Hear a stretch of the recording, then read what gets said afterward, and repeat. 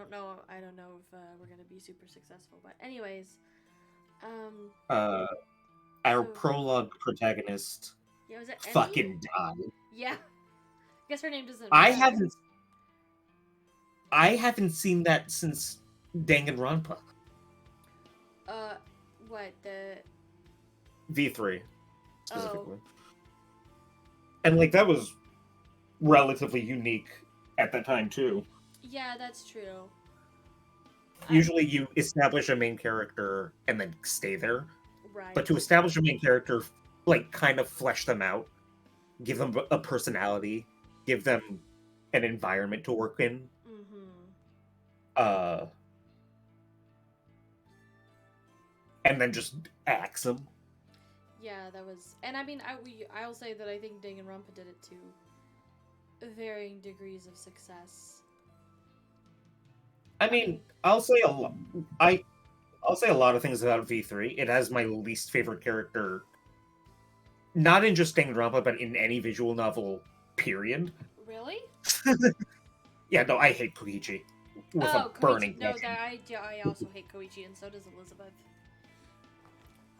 With a The entire time burning we were passion. playing through, we were like, why is this guy here? Like, I don't know why he's such a little shit stirrer. Yeah, and like Like, I have like mixed feelings on the shitsters in the first two games, but him is like unadulterated hatred. he didn't ever seem to have a reason for it. He Yeah, was just lying to get to the truth. But he did it so. It was executed so because poorly. he's mwahaha evil. He said, "Oh my god, that was actually his entire motivation. He's mwahaha evil. No, literally, that's it. That's That's that's his literally entire it. personality." And I hate it. Like, it can work sometimes, but not for him. Yeah, no. So, Um, and then and then we met this chick, which I already forgot her name. yeah, no. These characters are not particularly like. I'm bad with names already, but these characters are not like particularly memorable. Like you get Agreed. into like uh I was hoping yeah, you would her. say her name or something in No. the Uh Corpse Girl. corpse corpse girl. Which also, Um brain blast that she freaking, that we just revealed that, and I thought, that is not the direction I thought the game was going at all. yeah, it kind of leads you to wonder what the fuck the mystery is. Yeah, If the murderer isn't the mystery. right. I will say I looked it up, and I think I looked it up after last week, and I want to say there's like 5 different endings, which seems like a lot for how. Because if we look at this, How linear it seems. yeah, and it's very linear so far, and it looks like we're already like a fourth of the way through the game, and we're only in chapter one. PG's. So unless Yeah. there's like 5 choices at the end, and they all take a small branch that's slightly different, I'm not sure what the sitch is. Yeah. I don't know. Um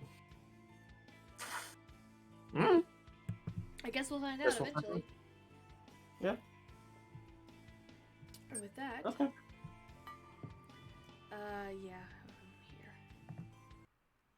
Okay.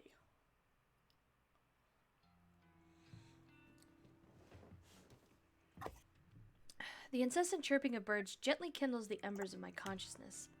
My heavy eyelids open to find my body contorted before me, legs splayed across the couch in the most uncomfortable position I can imagine. I groan and twist my torso, letting my spine pop and crack until the aches in my body drift away. I need to stop falling asleep on the couch. I'm still young, but I can't handle a night away from my comfortable bed mood. My eyes fall upon my open laptop, lying on its side on the floor. The screen is blank, the battery drained.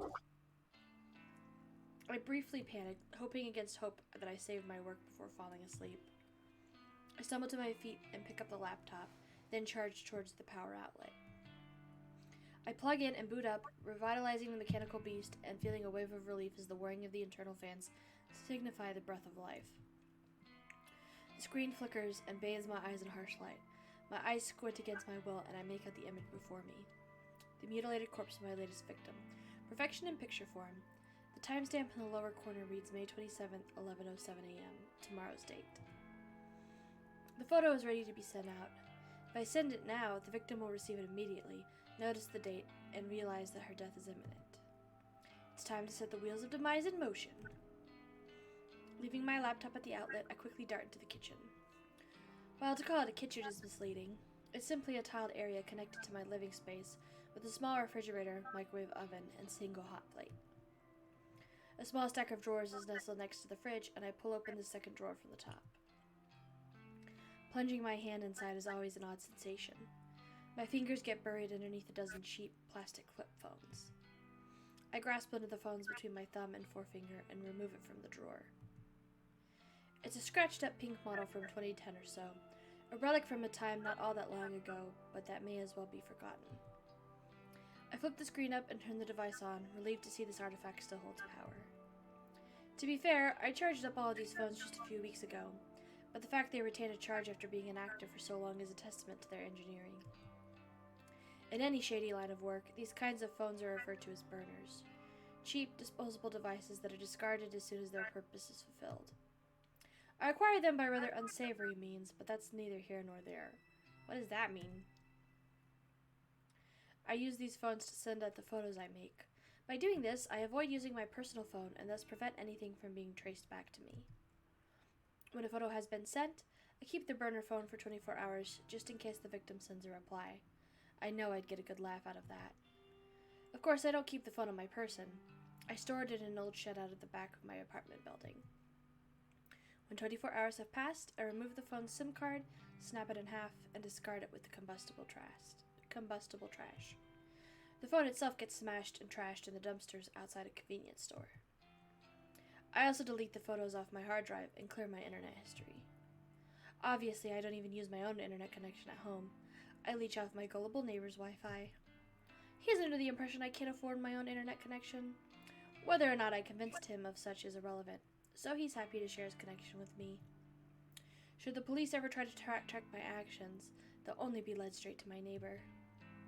I've gone to great lengths to ensure my actions are untraceable. This has all been in anticipation of my inevitable success. Looking down at the pink phone in my hand, I clear my mind and focus on the task before me. The photo is transferred easily from my laptop to the burner phone. Once complete, I open the text messaging app and enter the victim's phone number. I leave the message field blank, but I attach the photo, of course. The victim will receive an empty text message from an unknown number with only an image attached. The message is just about ready to send, but there's one more flourish I'd like to add. I open a particularly app I previously downloaded to every burner phone. It's simply called Number Mask, and it's one of the most ingenious apps I've ever used. The app asks for the number I want to use. I punch in my memorized trademark, 66633, 66622, 66644, 666. Now, when I send a text message, the receiver will see these numbers appear on the caller ID. Not only does it mask the burner's real phone number, but it's an extra calling card to help boost my infamy. I smirk, my thumb hovering over the send message button. This is it. This is going to be my long-awaited victory. The second victim to end up dead. I just know it. This is the stepping stone to my success. The second of many bodies that will pave the way to my glory. I send the message.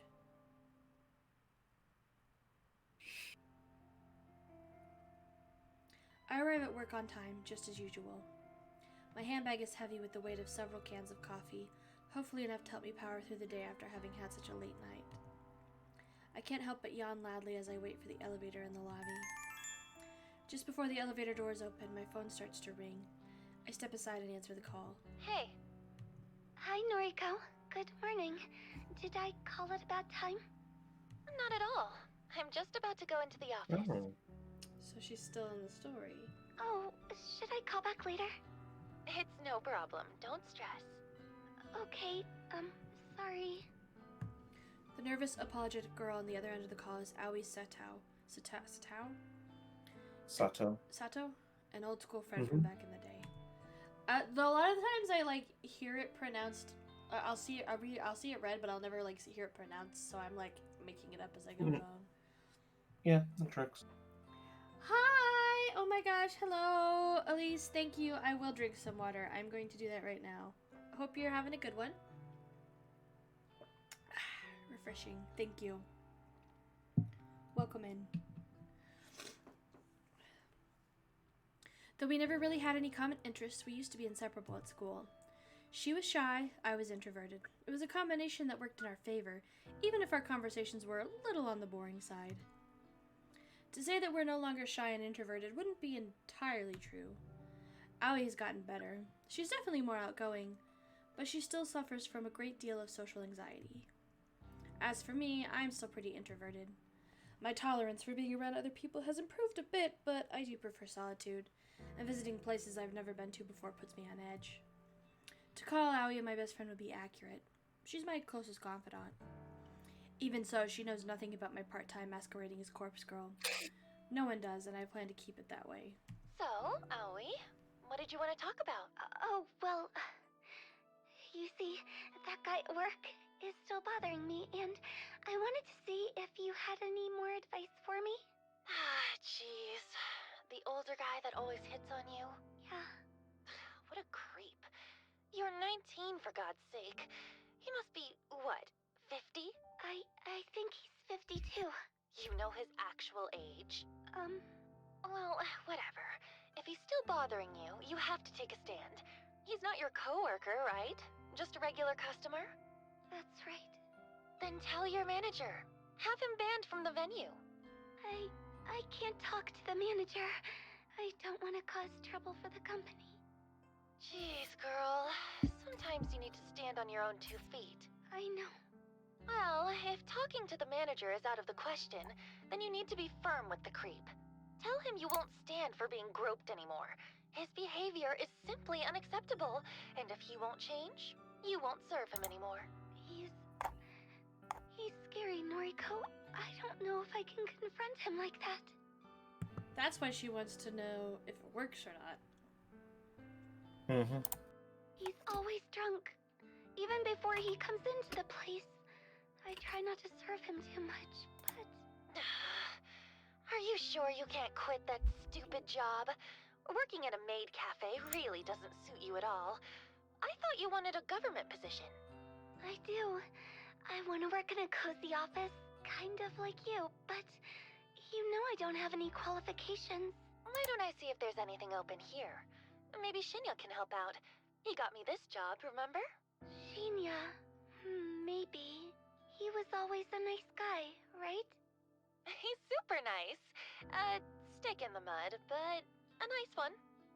Noriko, don't be mean. Yeah. You want me to ask? Yes, please. If it's no trouble. It's no trouble. I'll talk to Shinya. Then maybe you can quit that crappy job and come work with me. Oh, that really does sound wonderful. Thank you, Noriko. I'd be so lost without you. Don't be silly. You're amazing, Aoi. Leave this to me. Thank you. I end the call and heave a sigh. Having to go and ask Shinya about a job actually is a pain in the ass, but I'd never admit that to Aoi. I want to help the poor girl, I really do. I'd do nearly anything for her. The elevator arrives at the lobby, and I step inside as soon as the doors open. Good morning, Kurosawa. Fujikawa. Good morning. Shinya takes me by surprise as I exit the elevator. Has he been waiting for me here? I wanted to catch you before we sit down to work. I sent you another friend request. Can you make sure you got it this time? Oh, yeah, okay.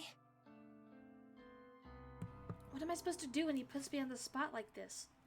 I try not to groan as I get my phone out and open up noise. It's impossible to hide my screen from Shinya's piercing gaze. Well, what do you know? I have a new friend request. Oh, great. It worked this time. Go ahead and accept it, please. Yeah, sure thing. I hesitantly accepted the request. A little fireworks animation pops up on the screen with a celebratory message about making a new friend. Yay! Looks like we're officially friends now. So, can I I call you Noriko Oh. from now on? You okay, Kay? He makes me uncomfortable. Oh, like creep uncomfortable or just socially awkward uncomfortable? I'm getting slight creep vibes. Really? Like I'm starting to label the characters in Discord because we keep forgetting their names. I have labeled him nice guy at work. Oh, that's like its own title for sure. Yeah. Yeah, Those and are a special level of creep. I'm definitely getting like yandere vibes off him. And male yanderes are never fun to look at. Fair. He does strike me as the like in like 2 weeks he's gonna be like, "Where's my hug?" The clingy, pestery type. Yeah. Yikes. I've never cared much for formalities. I try to adhere to them in the workplace, but honestly, I don't care if people refer to me by my first or last name, regardless of whether they're friends or not. That's fine. You can call me Noriko. Shinya's eyes light up. That seems to have made the boy happy. Thank you. Oh, you can call me Shinya, of course. Shinya. Hey, we've known each other since junior high, right? Shouldn't we have been on a first-name basis anyway? Yes, that's true, but we're in the office now, you know? It wouldn't do if you started working here and called me Shinya right away. I suppose. Anyway, I'm really glad we're proper friends now, Noriko. Maybe we can get a coffee sometime. Oh. Yikes. I can't help but feel like he's trying to push his luck as far as it will go. Any suspicions I had about him having a crush on me are now confirmed. I brush a stray lock of hair out of my face and smile as sweetly as I can while I change the subject. Hey, actually, I wanted to ask you something. Are there any more temp jobs available here right now? Temp jobs, huh? Are you looking to pick up extra hours? No, not exactly. I'm asking for a friend who needs a new job. A friend of Noriko's. Well, let's see. We pretty much always have data entry roles up for grabs. Unless your friend wants something more interesting? Do they have any particular qualifications? Not really. Data entry is more than fine. Actually, you already know who I'm talking about. Remember Aoi Sato? Aoi Sato. Yes, I think I do remember her. That really shy girl from our school days, correct? That's her, yeah. Wow. I never knew you were still in touch with school friends, Noriko. Aoi's probably the only one. We're fairly close. Is that so? As for me, I don't really have any friends from back then. Shinya's heartbreaking confession doesn't surprise me too much. He doesn't strike me as the type of person to have many friends at all. Sure, I'm the same, but... No! But what am I saying? We're friends now. So I guess I do keep in touch with school friends. Yeah, I guess so. Hey, I'll ask my superior if we can get Sato an interview. Is that okay? I'd really appreciate that. Thank you, Shinya. No problem. Leave it to me. He gives me an awkward salute before skipping away. Our little exchange has obviously made him pretty happy. For some reason, something that Tomoe Watanabe said yesterday pops into my head. She mentioned that I'm leading Shinya on, but that's not true, is it? I shake the thought out of my head. I'm just being nice to him. That's not wrong, is it? I take a seat at my desk and perform my morning ritual. From my handbag, I receive my headphones, coffee, and breath mints. Retrieve. Computer on, music playing, coffee open. My fingers tap rhythmically against the keyboard and I slip into the usual workday trance. Oh, it's Faye! That tracks. What? So, What? I see that you're connected with Shinya on Noise now, huh? Her. Which Faye? Faye Mata. Oh, yeah? Mm-hmm. Gotcha. I already forgot she was a thing. I think I blocked her out. I just love that her name is like not even like initial necklaces are a thing, but like she's got her whole ass name just out Tomoe.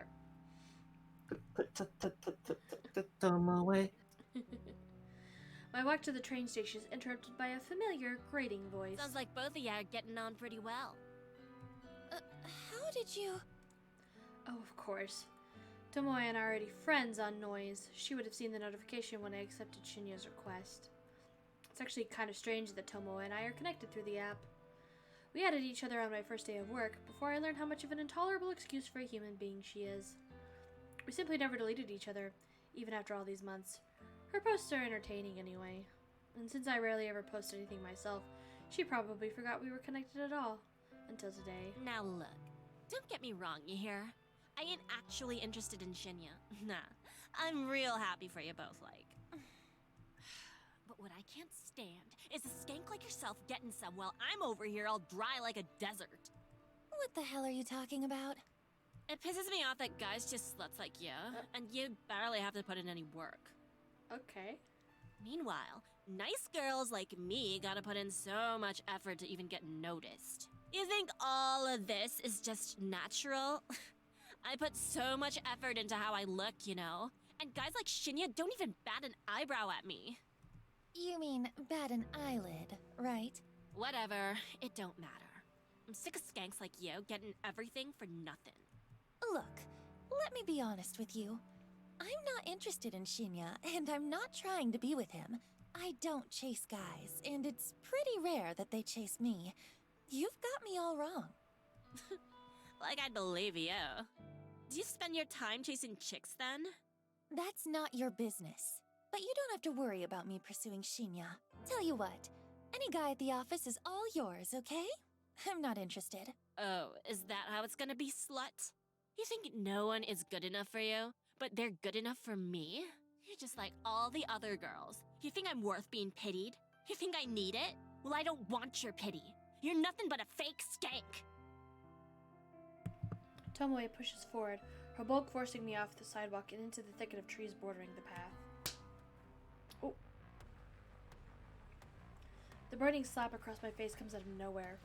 I'm blinded by white stars and my entire face feels like it's on fire.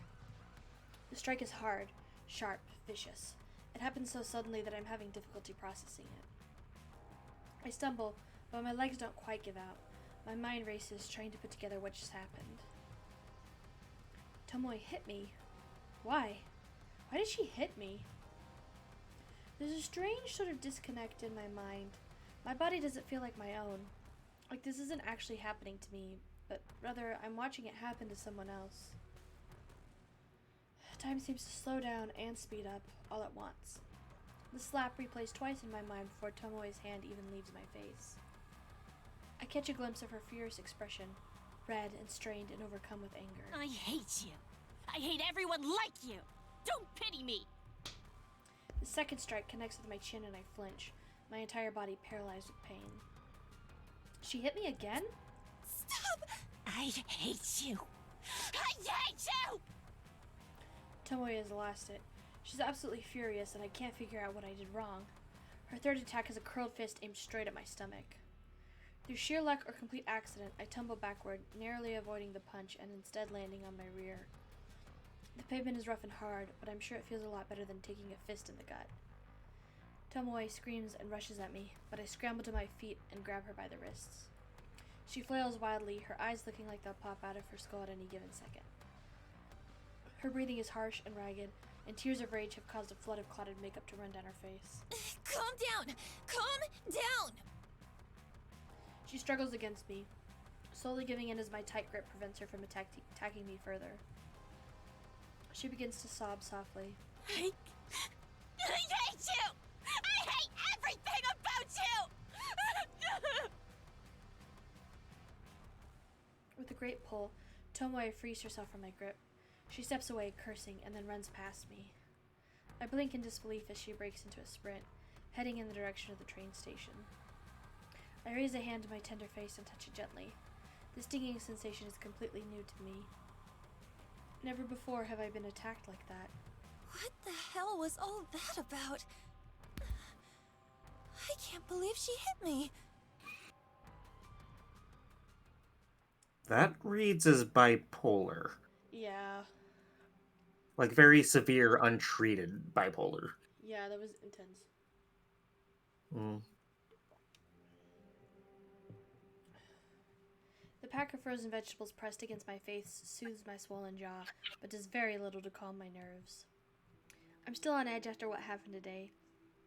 Tomoe actually physically attacked me, all because I said something, I'm not sure what, that provoked her anger. Maybe that girl's more complicated than I gave her credit for. Seems like she has her own inner demons, just like the rest of us. I've replayed the event in my head 100 times since returning home. Without confronting Tomoe about it, I don't think I'll ever figure out what incited her aggression. But I don't plan on talking to her about it anytime soon. I wouldn't say I'm scared of her, but I don't exactly want to encourage a repeat performance. Is it weird that I like her more now? No, I think that's valid, because before she was very one note, and so now this is like, oh, she's clearly got some stuff going on. I don't like the reasons that she got mad, but I do like that there's like some. Oh yeah, there's no, something going on. Insecurity, inferior complex. Yeah. It's not pretty, but No. But it's something at least. She's not just like Mhm. blonde bimbo or something like the way it seemed like she was being written as. yeah. So I'll give them that. I rest the bag of frozen vegetables on the small coffee table next to me. I think I've done all I can to reduce the painful swelling for now. Sighing and leaning back, I let the soft padding of the couch consume my body as I sink deeper. My eyes glaze over as I bring my phone to my face. My fingers lazily tap and scroll as I look through a carefully curated obituary newsfeed, a list of deaths that have been reported throughout the day. Using a set of handy filters, I narrow the feed down to include only women's deaths in the age range of 30 to 50. I set the location to cover all of Japan. I immediately exclude any results that mention natural causes of death. I'm looking for specific cases, suicides, or as is more often reported, accidents. Of course, I'm looking to find out whether my latest victim has offed herself yet.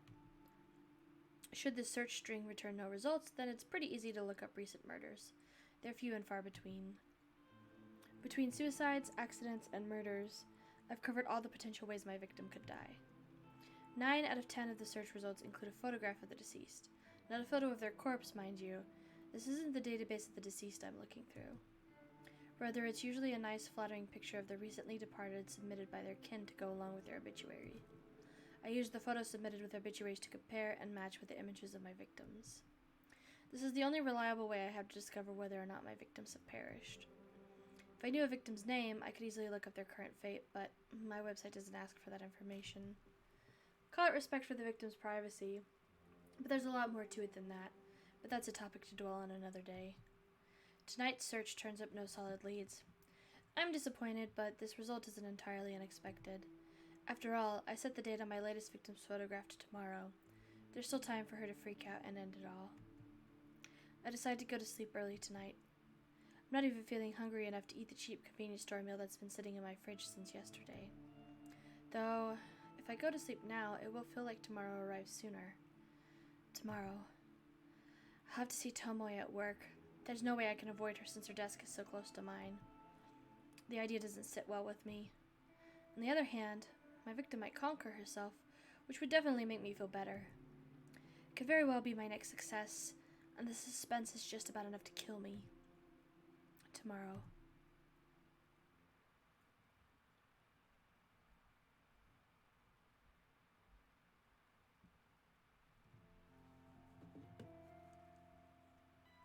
Did the game like flicker for a bit? I think it did. I'm not sure if that was intentional or if that was like it was trying to load or something or what.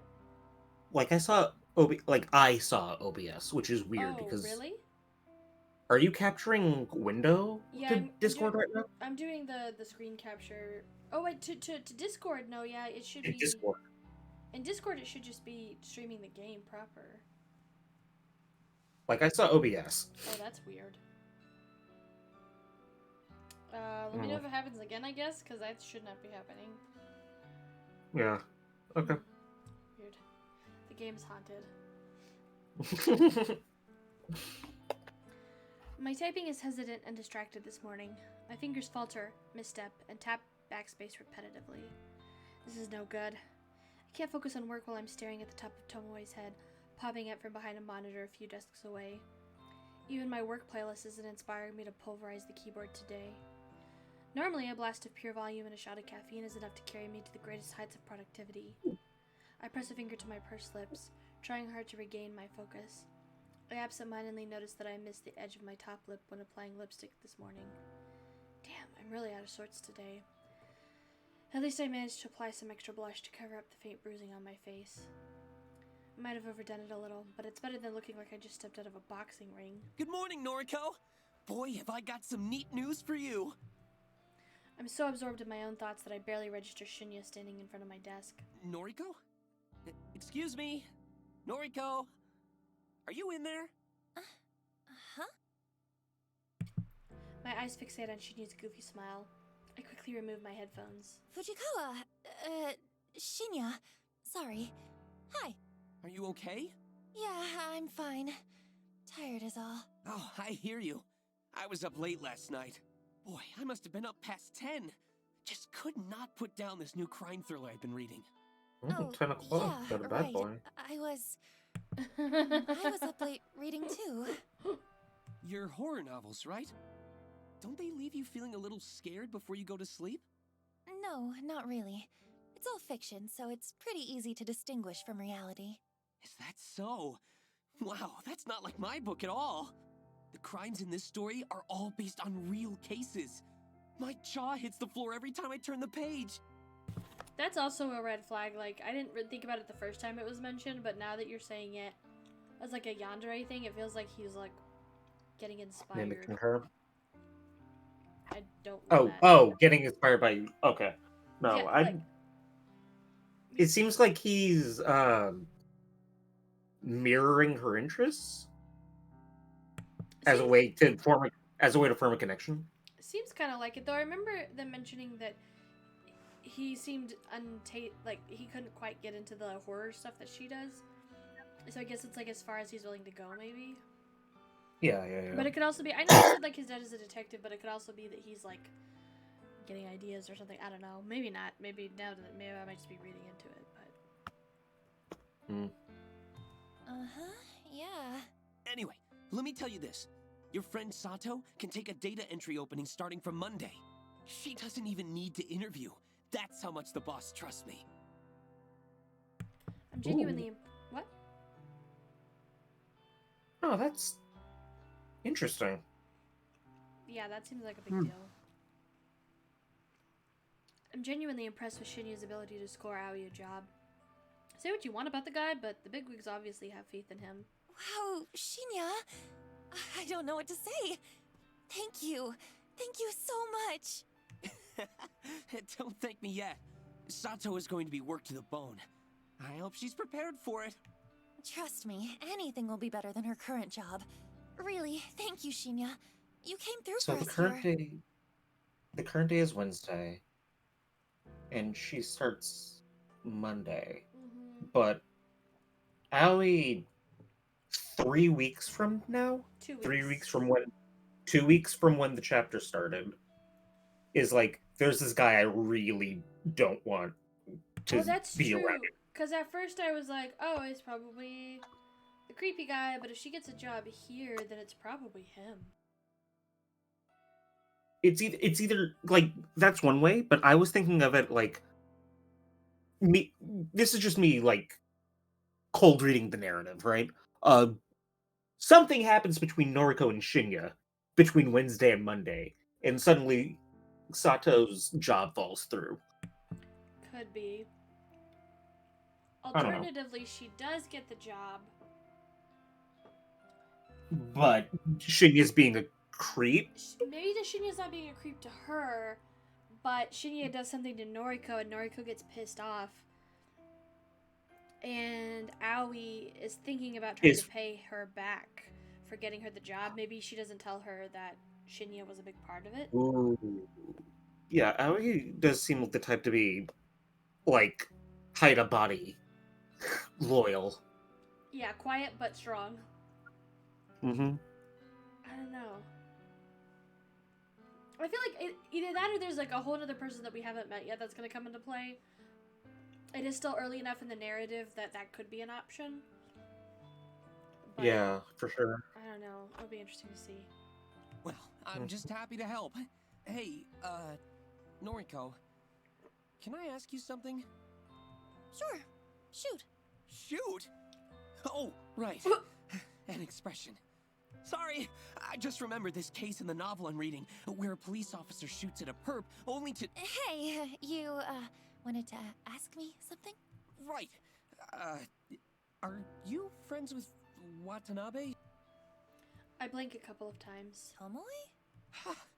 You're on a first-name basis with her. Then you must be great friends. I mean, I wouldn't say... Listen, would you mind putting in a good word for me with her? I'm kind of interested in Oh, taking her out sometime. But I could never ask her myself.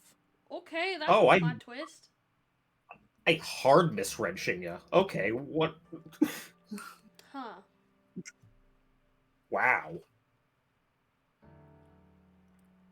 Okay, so unless he's like the world's greatest emotional manipulator and Yeah. he sees Tomoe as someone to ask out in order to make her jealous. He's just a good dude. Hello, we have raiders. Hello, Mini Musher. How are you? Welcome in, everybody. Woo! How's your stream? Hello. Let's see if I still know how to. No, is it? Ooh, I don't remember. Is it SO? Is it exclamation point or slash? It's exclamation point. Exclamation point? Okay. I'm glad to hear it was good. We're doing good. We are streaming a game called Corpse Factory. So, before we get too into this, just, gonna go ahead and throw out some warnings there. I don't know what you guys were playing. Well, hold on. Maybe this will tell me. You guys are playing Dicey Dungeons. I don't know how dark that is. This game might be kind of dark. There's some discussions of death and murder and suicide and things like that, and corpses. So be careful. Watch out for your mental health. But you are welcome to be here. Please enjoy. I'm so glad you had a good stream. Dicey Dungeons sounds like a lot of fun. Oh yeah, we haven't even been at this for like 40 minutes yet. So you guys are, and we're still in the first chapter of this game. So you guys are coming in at a good time. Woo woo.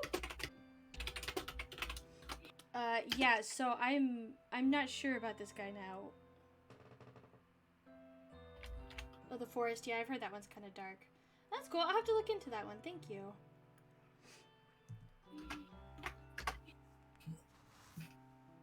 Oh yes, thank you.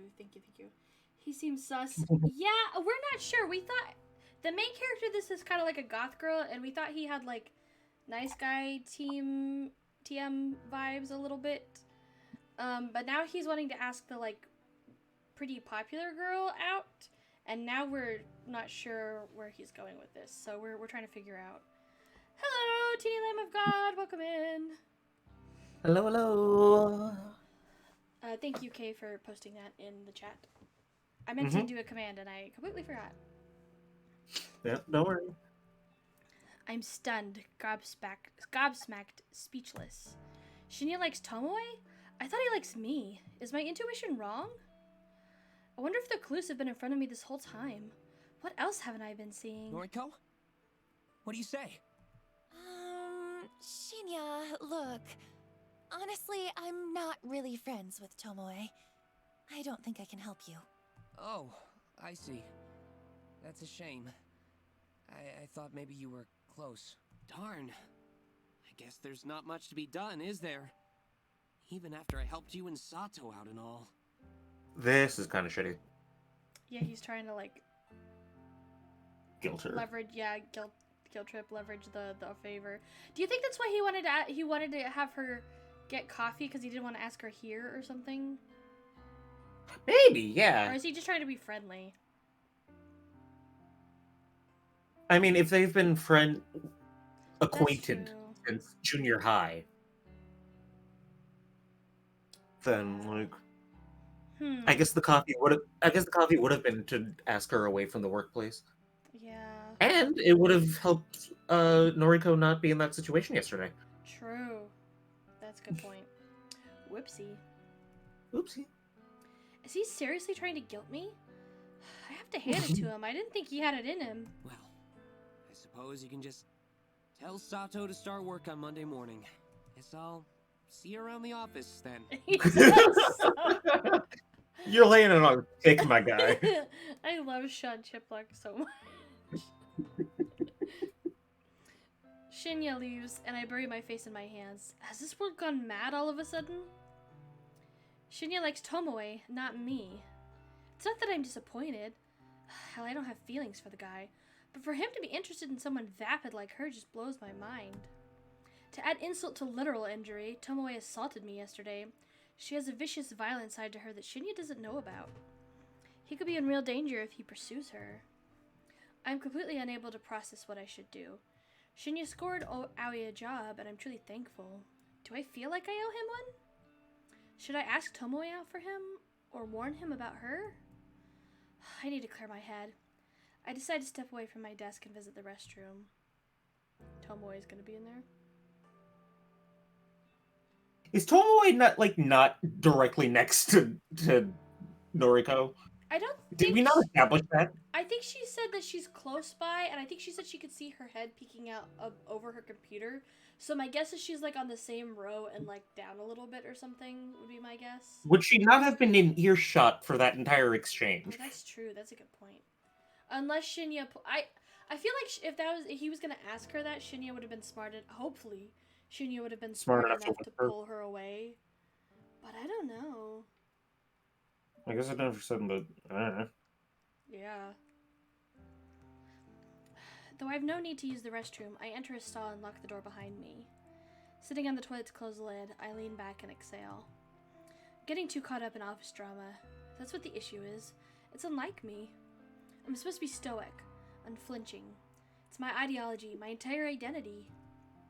My emotions are better locked away than stitched on my sleeve. I'm Corpse Girl, for crying out loud. My purpose is bigger than all of this. I'm destined for greatness. The day will come when people fear my name. Right? Oh, is that your phone? Yeah, it is. Hold on. Okay, I didn't know if she was getting like a message and it was like a background thing or something. Believe it, girl! Yeah! What a good attitude, Mini Musher. I shake the dots from my mind and pat my cheeks. I'm doing all of this for the right reasons, I know I am. If I start doubting myself now, I'll never see my mission through. An unfamiliar jingle rings out through the restroom, echoing off the walls. It sounds like a phone alert, but where did it come from? It takes me a few seconds to realize I have my own phone in my hands and it's vibrating incessantly. I must have grabbed it subconsciously from my desk when I stood up. The screen is lit up, and a message reads, "One new article matches your custom filter, dead body lol." What? I guess is the title for the filter? Wait, what? Yeah, title for the filter. I thought that was the name of the article, and I was like, who would call it that? The auto newsfeed I set up last night, it actually located something? I hurriedly unlocked my screen and opened a certain app, the same app I was trawling through last night looking for obituaries. A little unread mail icon sits at the top of the screen, blinking and practically shouting for my attention. I hit the icon and read the information presented to me. Article posted online, today, 11:22 a.m. Keywords found, 3.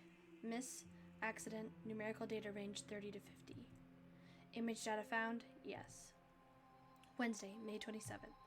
Miss Akane Tsurumaki, 36, of Chiba Prefecture, was pronounced dead this morning at her personal residence, 8:38 a.m. The chief coroner reports that Miss Tsurumaki was involved in an accident resulting in self-asphyxiation. Miss Tsurumaki is survived by her husband, Mr. Goro Tsurumaki, 42, and their daughter, Miss Fue Tsurumaki, 1. Dang. A funeral service will be held on Friday, May 29th. View image attachment? An accident involving self-asphyxiation? Yeah, that's interesting. That is not an accident. Well, that's true. I don't know, unless maybe there's an elaborate way you could have it happen that could be considered an accident. I don't know. That could be considered self? Yeah, it is sus, yeah. I'm not sure on that one, but I don't know. I hurriedly tap the button and gasp as the image loads. Oh, it was her. It's her. The photo, it's unmistakably the same woman. Plain features, little makeup, no signs of a personality. Akane Tsurumaki, the latest victim to receive a photo of her own corpse. My breathing stops all of a sudden. I'm gasping for air, my cheeks on fire, my fingers numb. I did it. My meticulously crafted photo caused this woman to end her own life. An accident resulting in self-asphyxiation, meaning she died by suicide, strangled herself, or held her head down in the bath. Oh, here we go. The news never reports anything as a suicide. It's such a taboo topic in this culture. Everything is always an accident, so that makes sense. All this time I've been trying to compel somebody to kill themselves. My corpse photo is constantly becoming more and more elaborate, more and more convincing and realistic. And now somebody has died again. Because of me. Because of Corpse Girl. I was right all along. I do possess power. I have the power to end lives through my work, my art. I've known it all this time, and I've finally proven it. Ruri Hatana's death planted the seeds of belief in my mind. The belief that Corpse Girl is more than a mortal being. And now, Akane Tsurumaki's demise has caused those seeds to bloom and blossom into pure uncertainty. I sound like I said uncertainty, but certainty. Corpse Girl truly can end lives. It's a wonderful revelation and it relieves my turbulent mind. However, I can't get my fingers to scroll back up to reread the obituary. My hands aren't functioning. My legs dangle lifelessly from the toilet seat, and my coffee from this morning is working its way back up my throat. I feel the sting of tears in my eyes. Sweat trickles on my forehead, dripping down my uncharacteristically thick makeup. All of a sudden, I can't breathe. My lungs refuse to take in any more oxygen. I panic and fall forward, miraculously slamming my hands into the stall door to prevent my head from colliding with the floor. My nails scrape against the door's enamel paint, peeling chunks of green from the surface as I slide down, down, and down, until my head rests uncomfortably on the damp tiles. My eyes roll back and my tongue lolls out the side of my mouth, dangerously close to the tiled floor, but completely out of sight and mind. I taste foundation and blush, a little bit of sweat, then nothing at all as the still air envelops my taste buds. My photo killed that woman. That woman killed herself because of my photo. My photo killed that woman. Okay. I'm not even reading that. No. That was a tongue twister. My eyes begin to regain their focus and my stomach turns, heaves and shakes, and warm coffee spills from my lips as I try to smile but only manage to gurgle. The gritty paint underneath my fingernails has a rough texture that I don't like very much. I feel queasy and ecstatic at the same time. It's a horribly wonderful feeling that I could do without. So much for stoic, unflinching Noriko. Remember stoic, unflinching Noriko? This is her, writhing on the bathroom floor, her lungs working once more and her breath ragged and gasping, sucking in air like a mosquito sucks in blood.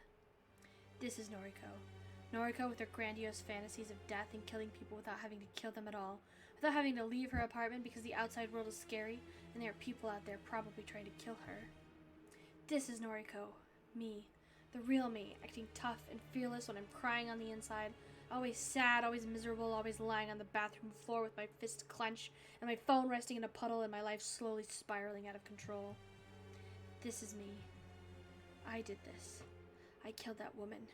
She had a husband and a daughter, and some random person requested that I kill her, so I did. She probably didn't do anything wrong.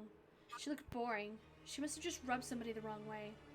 Maybe she didn't even know what she did, just like how I rubbed Tomoe the wrong way, and I don't know what I did. But Tomoe slapped me twice, hard, and it hurt. And it must have hurt that woman too when she strangled herself and killed herself. I killed her. I directly killed her with my indirect actions. She's dead now, and I'm alive. I'm still here, lying on the bathroom floor on the 14th story of Shinjuku's Temujin office building, and I have pain underneath my fingernails, and Aoi's going to start working here on Monday. But I did it. I killed her. Finally, after countless months of pretense, of false starts, of failures and disappointments, I killed somebody again. Corpse Girl strikes for the second time. And above all else, above this grime and muck on the floor and the tingling feeling underneath my fingernails, above all of that, this feels good. This feels so, so good. Blood has returned to my legs, The pins and needles have faded, and my toes quiver beneath my stockings and shoes. An electric charge pulses down my thighs and dissipates through my feet. I manage to plant 2 hands firmly on the tiles and push myself up onto my wobbly knees. I suck in air and breathe all of it back out almost at once. I feel dizzy, and a bizarre warmth is welling up inside my stomach and chest. I manage to steady myself enough to sit back on the top of the toilet seat. With my feet planted firmly on the ground and my hands resting on my lap, I try to regain my sense of self. I might have lost my composure a little bit upon reading the news, but who could blame me?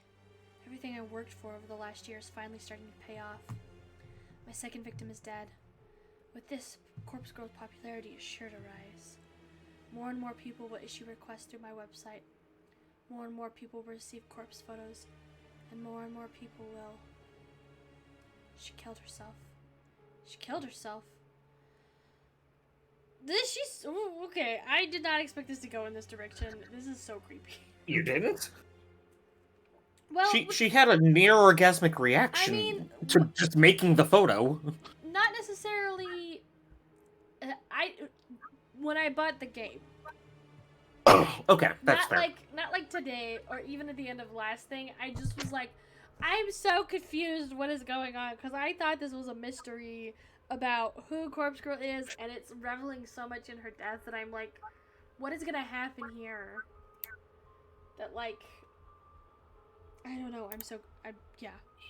Anyways. Oh, how I wish I could see the real body. If only I could see her mangled corpse drenched in sweat and finally at peace. I notice my phone is wedged between my wet fingers. I must have subconsciously scooped it up from the pool of muck on the floor. I try to ignore the sticky texture clinging to the screen. My fingers no longer numb. I scroll up and reread the obituary article. I'm not reading that again. Dead. Pronounced dead. My breathing staggers once again. My jaw gently lowers. Hot steam clouds my face. I salivate unconsciously, a trickle of moisture creeping down my chin and dropping on my lap. My cheeks are flushed, my vision slightly blurred. She killed herself. Because of me. She killed. I let out a gasp as my hips rise against my will. My toes curl, my legs stiffen, my skin tingles. So I was joking. Yeah, unfortunately, turned out to not be much of a joke. I lean back against the cistern, the cold porcelain penetrating the thin fabric of my clothes and chilling my burning hot skin. My eyelids flutter as my mind hazes over. I can't control my body any longer. All the anticipation of the last few days, the tension building in my muscles. I can't. My legs tense up, my knees buckle, my neck tilts back. A whispered gasp slips softly between my lips. My phone falls to the ground once more as my fingers slowly uncurl. The dull tink sound as it hits the floor is the last thing my foggy mind registers before I drift away. She just passes out. You look like horse shit. Tomoe's brazen drawl slaps me out of my dead-eyed stare. Looks like you've been sleeping in the sewer. It suits you. I don't know what she's talking about. I can't really focus on what she's saying. I realize I've been staring at my computer screen for about 20 minutes, rarely blinking. My mouth is dry, as though I've stopped producing saliva altogether. A dull throb in my lap causes me to cross one leg over the other in an attempt to get comfortable. You know, I'm talking here. It's rude to ignore your superior. I swallow in an attempt to moisten my parched throat before speaking in a cracked voice. Do you need something? Thanks! I hope you have a good rest of your day. Thanks so much for the raid. Have a good one. Thank you for stopping by. Woo woo! Thought you should know that Shinya and I are gonna hit the town on Friday night. Turns out he's fancied me for a while now. Aw, good for him. He did it. In the end, seems like the better gal won, don't you think? Seems that way. Is that all? I can tell Tomoe is trying to get under my skin, but I'm honestly not in the mood to deal with it right now. I thought you'd be more torn up about it. I don't care in the slightest. Why don't you go sit back at your desk? Whatever. Hey, maybe I'll meet you after work again. Why? So you can attack me again? I realized my voice was louder than intended. A few people nearby tilt their heads quizzically. Tomoe takes a cautious step back. Keep your voice down, psycho. Stuff like that's between me and you. You assaulted me. I should report you to the police. Don't you dare! Lost for words, Tomoe turns tail and walks away. I sigh and lean back in my office chair. Why do I feel so exhausted? My mind flickers, piecing together fragments of memory from the bathroom a short while ago. That's right. I let myself get carried away in the exhilaration of my success. I temporarily stepped away from my own body and let my basest instincts take over. But I'm in control now. I'm myself again. I'm Noriko, stoic and unflinching. I'm Corpse Girl, successful and feared. I can kill people as easily as I can manipulate a photo. People like Tomoe should be scared of me. People like Tomoe shouldn't mess with me. I'm in control now.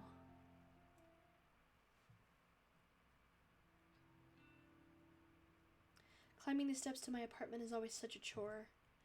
I wish I'd moved into a building with an elevator, but I simply couldn't afford to when I first moved out on my own last year.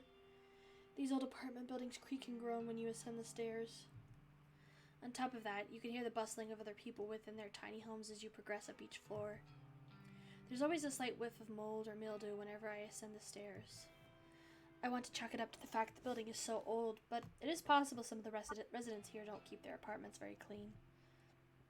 At the very least, this neighborhood is decent.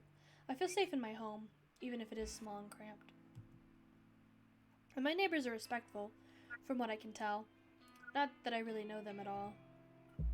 In fact, the only neighbors I have regular contact with are the very same ones I leech Wi-Fi from. Some middle-aged divorced guy named Kenji, who lives on the floor below me, and his daughter, Momo. Kenji's a decent enough guy. He works overnight, which unfortunately means Momo has left home alone a lot in the evenings. Momo's a sweet girl, perhaps 6 or 7 years old. Occasionally, I hear her singing drift up into my apartment, but it doesn't bother me too much. She's just a kid. It's the very same Kenji and Momo that I bump into when I'm climbing the stairs this evening. Oh, good evening.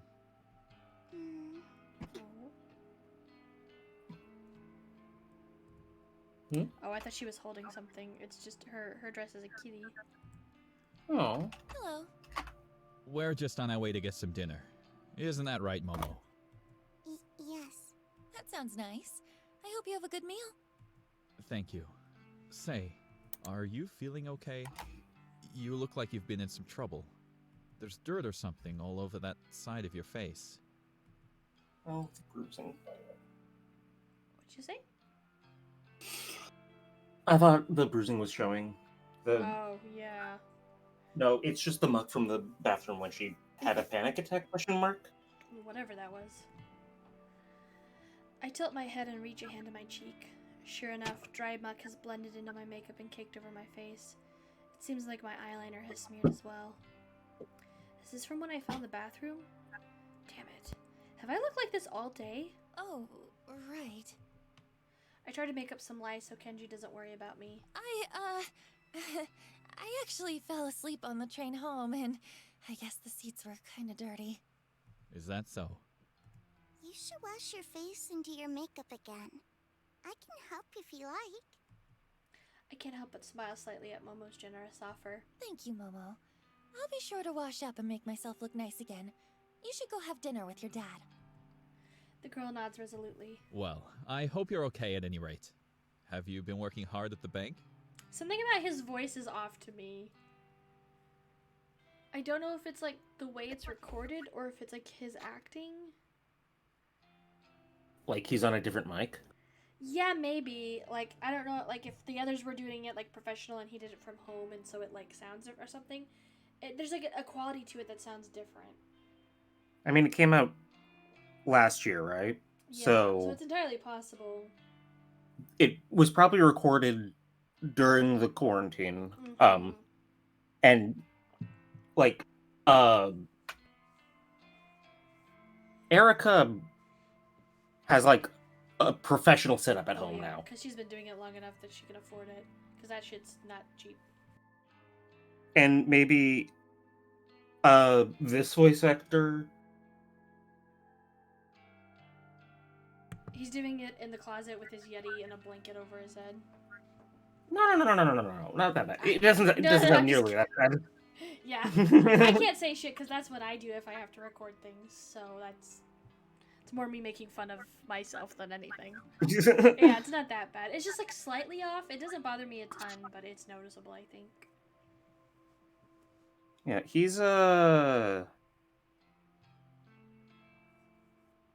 he composed this game's theme song. Oh, really? Yeah, That's he's cool. he's listed as an audio specialist on his website. Oh, that's kind of ironic. Maybe the problem Yeah, no, is he he sounds too good.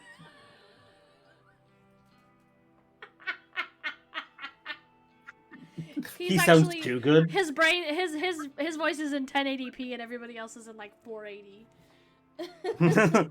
Yeah, no, he did the entire album. Interesting. Well, I will say I like the soundtrack so far, so I'll give him that. Yeah. Interesting. Well, maybe I don't know if he'll ever pop up again, so who knows.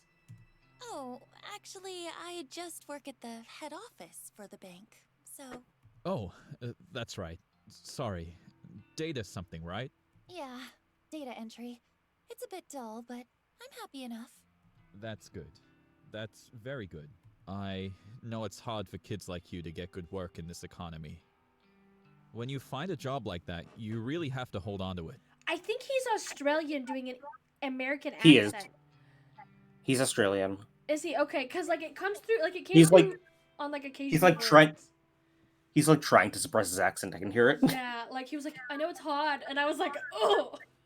But I was like, Yeah. that was rough, but he's doing a good job. yeah, no. Lord. You okay? No, I can hear. Yeah, I'm fine. I can hear. It's like his microphone is like. I think it's like an audio tech microphone, Yeah. You like think an audio engineer. Like it's like not a voice acting microphone. so? Interesting. It's like for recording vocals, maybe. Very curious. For recording instruments. Like I'm almost certain that he recorded this in the same place that he did his composition, Yeah, Um, that would and make that's sense what- then as to why there was. and such that's a- what's throwing it up. Could be. Very interesting. When I was your age, I could only find cleaning work. I must have had a dozen different janitorial jobs. Before I met Momo's mother. I blink a couple of times. It's not like I talk to this guy often. Really, we hardly know each other. Still, I've never heard him actually mention Momo's mother before. Most of the things I know about him I've just pieced together from context. Mom?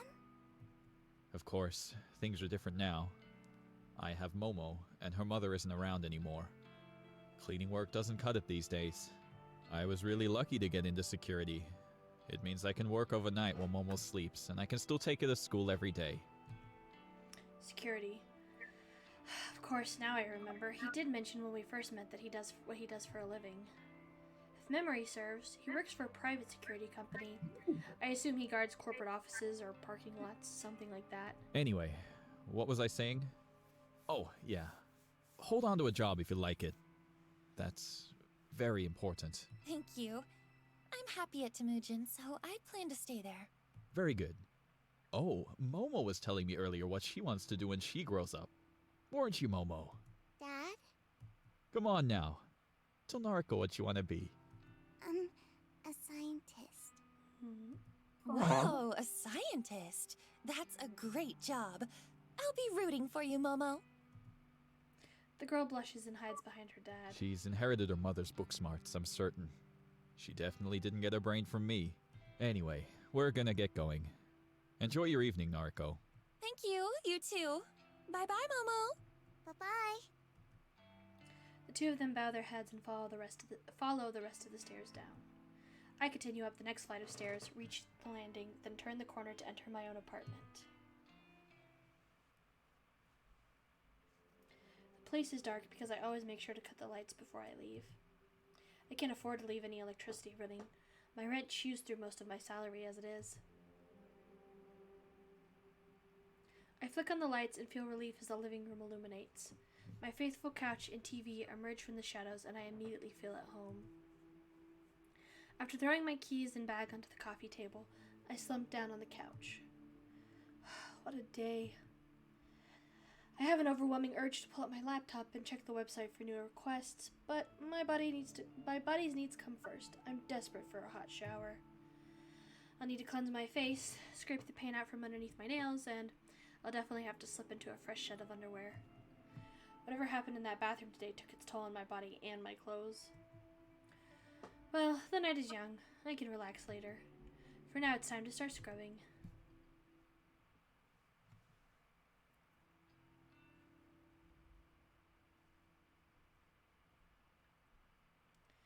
The convenience store is a little more crowded than usual.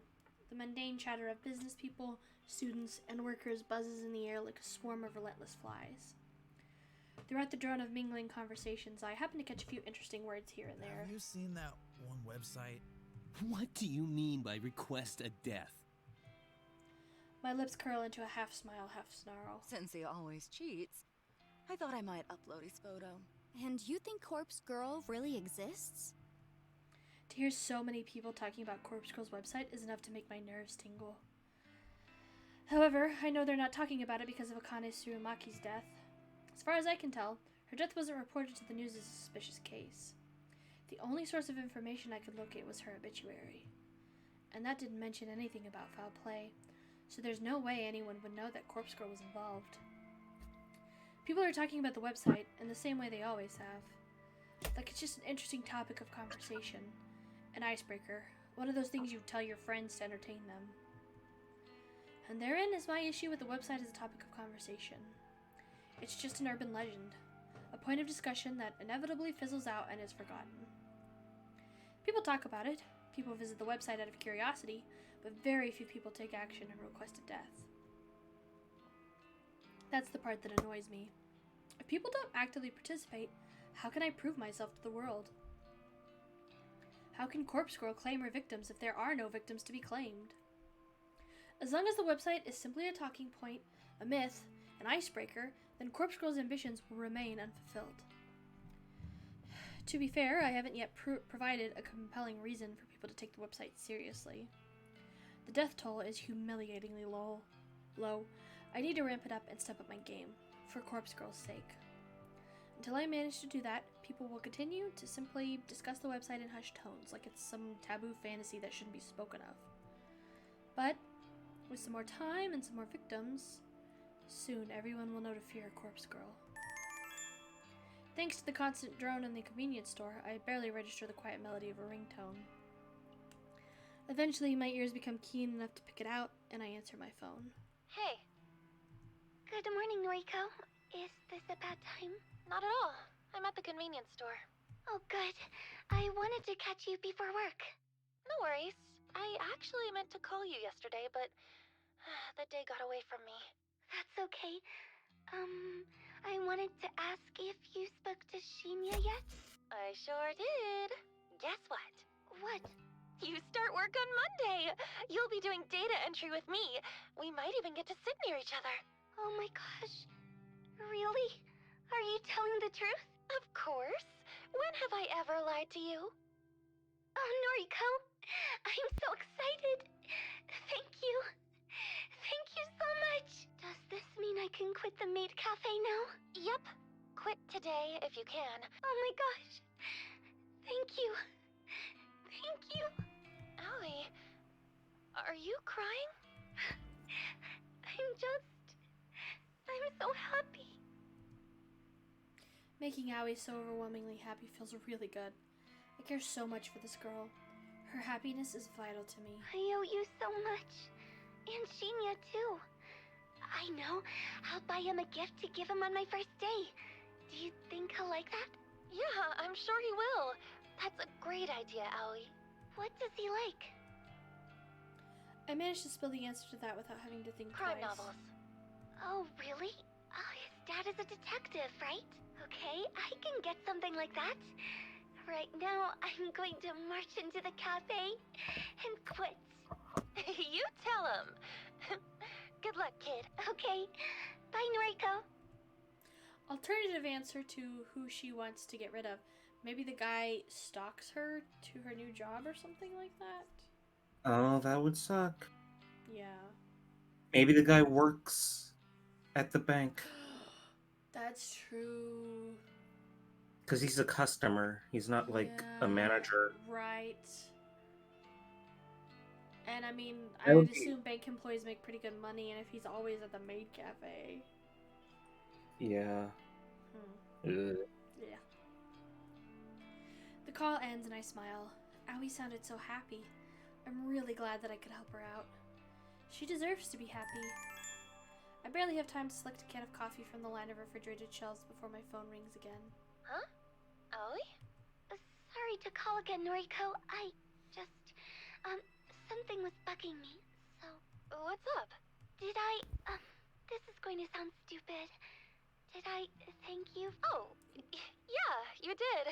A few times, I think. Okay, phew.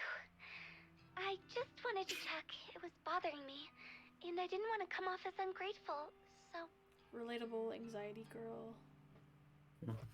You know what? Just to make sure. Thank you, Noriko. Okay, I'm going now, really. Bye-bye. Bye, Aoi. The call ends and my brow furrows. That was strange, but maybe not so strange for Aoi. I guess she really wanted to be polite. I shrug it off and return to selecting my coffee for the day. Maybe that's why she didn't have to do an interview. Fuck. Oh my god, it's like the boss. And he was like, oh, this girl, Aoi. And he was like, oh my god, yes, under my thumb. Shit, I think you're right. No. This Please is be so wrong. Please be wrong. For Please be real. wrong. The office atmosphere is unusually somber when I exit the elevator. There are fewer people around than normal. Some executives I rarely see on this level are hovering around in one of the glass-screened cubicles to one side of the floor. I spy Shinya standing at his desk, talking quietly on the phone. He's nodding and bowing a lot, despite the fact that whoever is on the other end of the call can't see him. I want to ask somebody what's going on, but nobody seems to notice me arriving. I shuffle my way to the desk and sit down. I spend some time looking over a spreadsheet of today's tasks. After going through it thoroughly, Shinya arrives in front of my desk, seemingly out of breath. Noriko, has anyone filled you in yet? No, what's going on? Why is half the office empty? Well, you see, somebody within the company died yesterday. Oh? Somebody we know? Shinya shakes his head slowly, his expression gravely serious. Nobody you would have interacted with. She was an exec, up on the 21st Oh, she floor. was an exec. Holy Yeah. shit. Apparently, she never showed up yesterday, but her coworkers just assumed she was taking a personal day. People started getting the news in the afternoon. She was involved in some sort of accident, and now she... You think Tomoe tried the website? Maybe. She did mention, like, she did, like, tweet or whatever, noise or whatever, that she was thinking about it, but I don't know. I feel like if she was gonna use it on anybody, she'd use it on Noriko, but unless she wanted to do a test run first. I don't know. Maybe.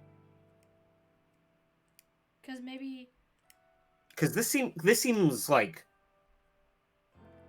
if it was just some random, we wouldn't get this scene. But she was in the company.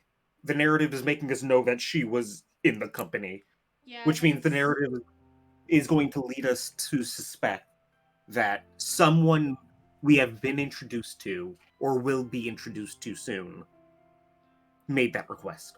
That's a good point. Huh. Yeah, interesting. Yeah, I don't know. I mean, we don't know enough about Tomoe to say Well, What if Tomoe it's- seems excessively happy today. that's true. Or what if it's Shinya, because he clearly talks to executives a lot. Mm-hmm.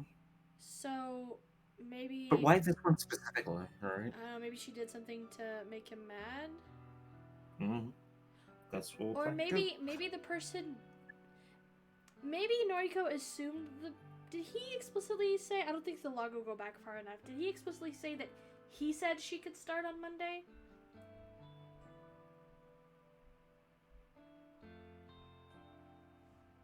He doesn't say who says. He said he comes in. He says, "Hey, we can start Monday." So maybe Noriko just She assumes... doesn't- She doesn't even have to interview. That's how much the boss trusts me. Yeah. Or the bosses? Did he say bosses specifically? I think he just said the boss trusts me. I think singular. Okay. So there's a couple different ways that could go. It could still be the creepy stalker person, or this could have been the executive that he talked to. She said no. He really wanted to get the favor from Noriko to ask Tomoe out, and so he requested her death, hoping that that would pave the way. Like, oh well, she approved it, and she's not here anymore. When? It seems a little. What? Today's Thursday. Yesterday was Wednesday. Yesterday is when the executive died. Yeah. She was working on the photograph Monday. Yeah, She was working on the photograph. Tuesday morning. She sent it Tuesday, I think. Tuesday. She sent it. Did she send it Tuesday? She sent it Tuesday. I think she sent it Tuesday before work, and Tuesday at work is when she asked Shinya. So no, this timeline doesn't match up. Yeah. Interesting. It shouldn't be Shinya. Okay. I don't think. We'll keep it in the backseat just in case there's something else weird going on, but at least not for that reasoning, it doesn't seem like. Dead? Shinya glares at me, his narrow pupils seemingly accusing me of being tactless. Yes. Dead. So, I mean, I get it's a tragedy and all, but how does this explain where everyone is today? You should have received an email sent out by HR this morning. Basically, everyone is being offered professional grief counseling. Seriously? I think some people are taking up the offer, but I suspect some other employees are using the opportunity to skip out on work. I just realized this is a different game than Corpse Party. Yeah, at least I keep getting it confused too when I try to say the name. It is a very different game from Corpse Party. Just as dark somehow in a different way, but similar. But yeah, definitely not Corpse Party. Have you ever played Corpse Party, Kay? I don't think I have. Interesting. Maybe that's something we could look into sometime. Yeah, no, I've never played. I need to get into more RPG Maker games, I think. Yeah, because the only ones you played are what, Eve and Omori. Does Omori count? Omori was Unity. Oh, okay, gotcha. Yeah. It used no. Omori was RPG Maker. Oh, was it? Yeah, like heavily edited. Oh, and Lisa was? I thought this was like a remake that really changed the opening. Yeah, this is the prequel. These are like the parents of the school kids. I think. I'm gonna headcanon that, unless everybody dies, in which case it's not my headcanon. Just kidding. Yeah. Yeah, that might be something we can look into for down the future, because I've never played it myself, but I've watched like people play through it, and there's like a couple different versions of it, and like some sequels that are not good. But yeah, that might be on our list if you're interested. Okay. Cool. Regardless, what happened to Miss Tsurumaki was a tragedy. So unexpected. I blink a few times, getting ready to turn back to my computer. Oh yeah, I should mention that this is just a game that we found that like a bunch of VAs that we like are in. So we were just like, oh, cool new visual novel, creepy horror VAs we like. That's how we found it. The voice actors in this scene specifically are Erica Harlacher and Sean Shipla. Which both of them are favorites. Mm-hmm. Miss Tsurumaki? Wait, What was her name? Huh? Ms. Tsuramaki. It should be in the email. She had a young daughter and everything. It's really sad. Akane Tsuramaki. Though I have never met her before, her face appears in my mind with startling clarity. Self-asphyxiation. An accident. She worked here? I can scarcely believe it. It's true that this is a massive company with thousands of employees Japan-wide, but still. For her to work in the very same building as me. It's too coincidental. It doesn't feel right. Would I have gone through with killing her if I knew she worked in my building? This scenario creates more questions than answers. The person that requested her death, they also work here? It would have to be somebody who knows her well enough to want her dead. Odds are high that they work here as well. You okay? I realize that I've been spacing out, and I turn back to Shinya. Yeah, sorry. Just thinking is all. Well, grief affects us all in different ways. I think. The details for the counseling sessions are in the email. Be sure to take up the company's offer if you think it'll help. As for me, I think I'll be okay. Some quiet reflection on the matter should help clear my head. Sure, okay. Plus, I have a date with Tomoe to look forward to. It's important to look ahead in times like these, isn't it? I think I read that somewhere. Ugh, yeah, that's what they say. Very well then. Do your best today, okay? Right. Shinya takes his leave, and I let my shoulders slump. I killed someone Love from that my off... What? Love that distorted music. Yeah. I killed someone from my office building, but I didn't know that at the time. Could my involvement be traced? No, I was careful to cover my tracks. I deleted the photos from my computer, discarded the burner phone's SIM card, and trashed the phone itself. There's no way anyone will find out I was involved. Besides, I don't even know if authorities are treating the case as a murder. As far as general information goes, it would seem like it truly is being treated as an accident. I'm in the clear. I know I am. However, I sure would like to uncover the identity of the person who requested Tsuramaki's death. The thought that it could be someone I work with makes me way too curious.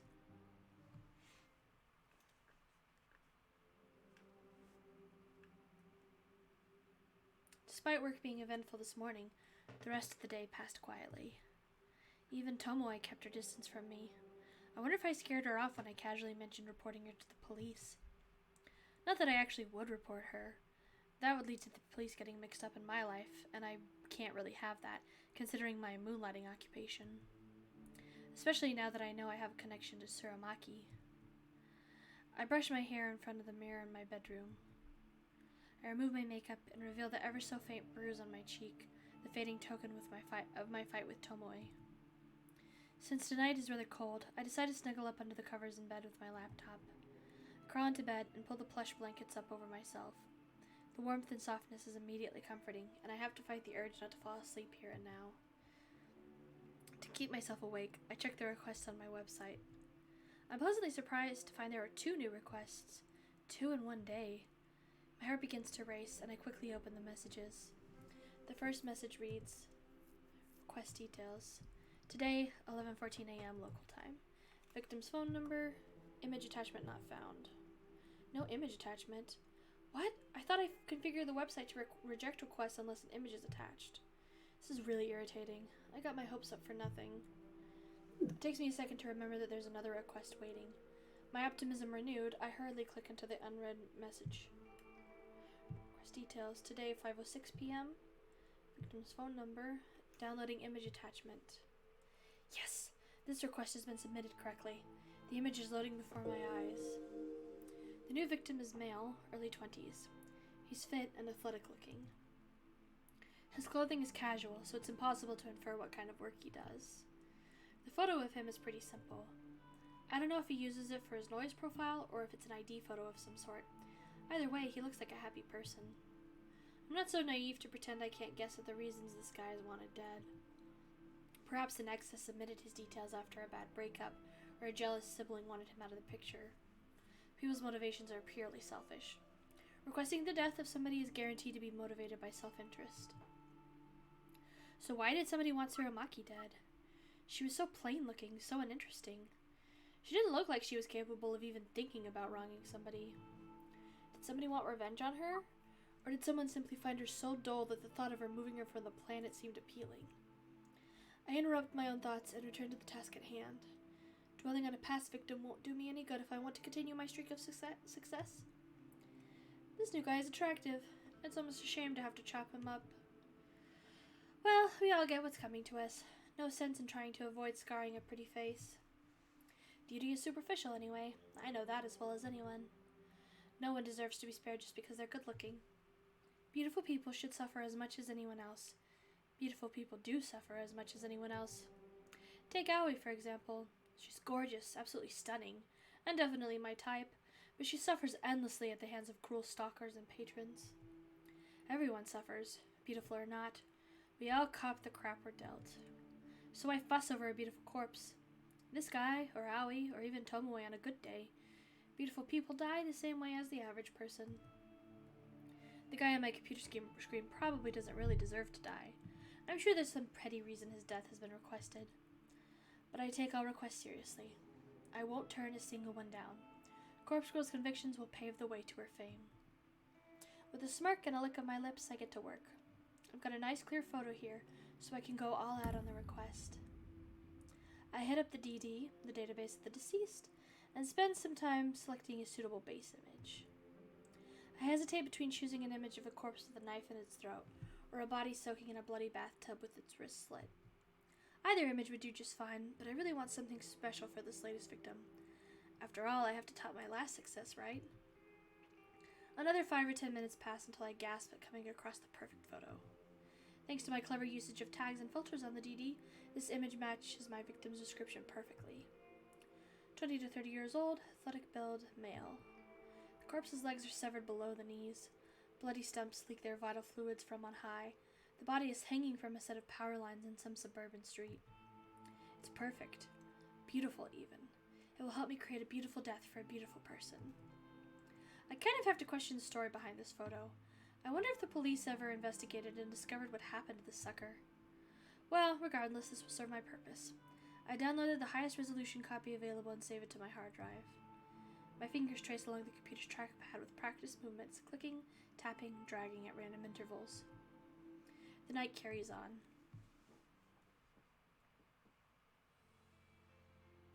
I'm really glad that one didn't go into a ton of detail like last one.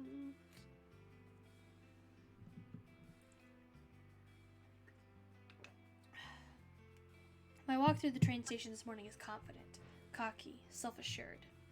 When I board the train, I even managed to take a seat for the first time in a while. I withdraw a worn book from my handbag and flip open the cover. There's a name scrawled in blue ballpoint pen on the first page, but it has become faded and illegible over time. I don't quite remember where I picked up this book.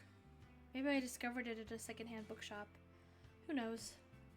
I own so many obscure tomes that I can't be expected to recall purchasing every single one. Excuse me. Its aged cover and weathered spine both bear the same title. Fosse? Looks like Foss. Foss? Okay. Foss Photography, a comprehensive history of photo manipulation. The book is written in English and it's a slog to work through with my limited knowledge of that language, but I like to skim through it primarily for the photographs contained within. The examples of early image doctoring from centuries ago fascinate me. The book even features techniques and studies as recent as 1993 when it was first published. It's true that a lot of the techniques discussed within are no longer relevant in today's digital age. However, there's a hearty section dedicated to the art of manipulating corpse photos, something that I am indeed very, very interested in.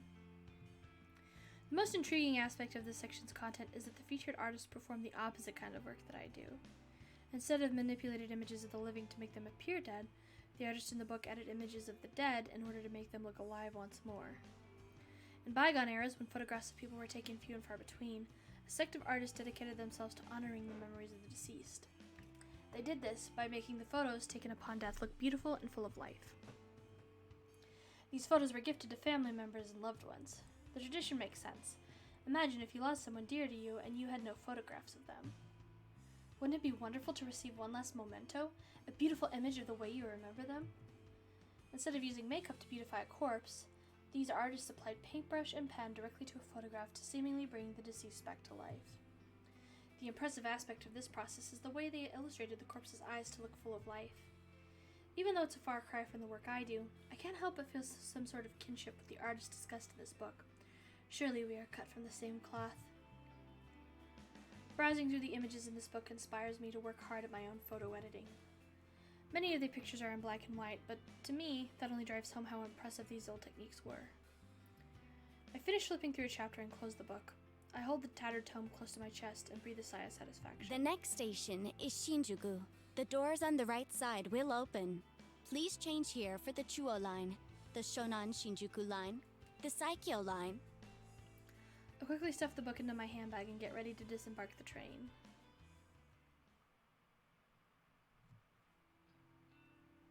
It's French for false. Okay. False. I wondered, like, if there was something, since it was about manipulation, I wondered if it was, like, faux or fake or false, something like that, but I wasn't sure. I'd never heard the word before, so thank you for checking. When I'm certain nobody is looking, I carefully open the lid of the large dumpster in front of me.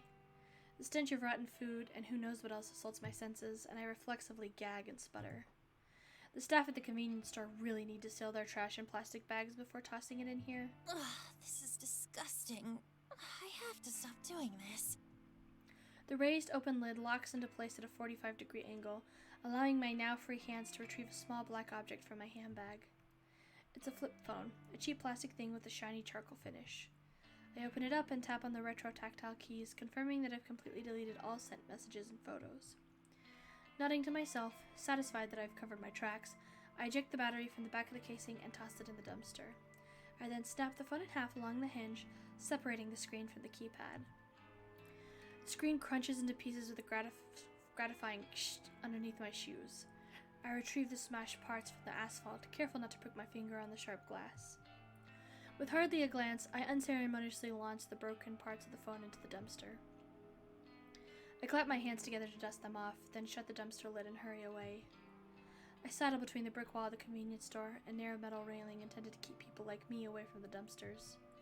Now, in front of the convenience store, I finally feel I can breathe deeply without fear of inhaling the toxic contents of the dumpster. I let my lungs take their fill before nonchalantly crossing the street. That takes care of my latest burner phone.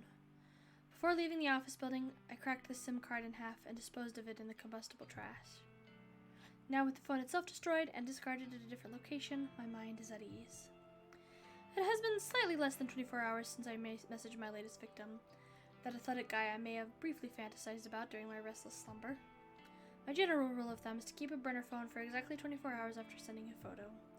However, I made an exception today. I wanted to discard the phone early, clear my anxiety, and get a full night's rest tonight. Besides, it's not like anyone ever replies to the messages I send. I'd love it if they did, but it is what it is. So, really, there's no point holding on to the evidence of my wrongdoing for longer than necessary. If memory serves, I wrote tomorrow's date on the latest victim's timestamp, May 30, 10:31 a.m. The victim may decide to kill himself today, of course. He could end up just like Akane Suromaki. But if he's anything like her, he'll hold out until just a few hours before the designated time. He'll let panic and fear boil and build inside of him until he just can't take it anymore. Or someone else will come along and end it all for him. I can't be sure. I still don't know what happened to Ruri Hatano. Did she kill herself, or did someone else snuff out of her life? Either way, I'll start researching obituaries tomorrow. I'm confident that this will be another successful request. If it is, I'll truly be on a winning streak. With butterflies in my stomach, I cross the road.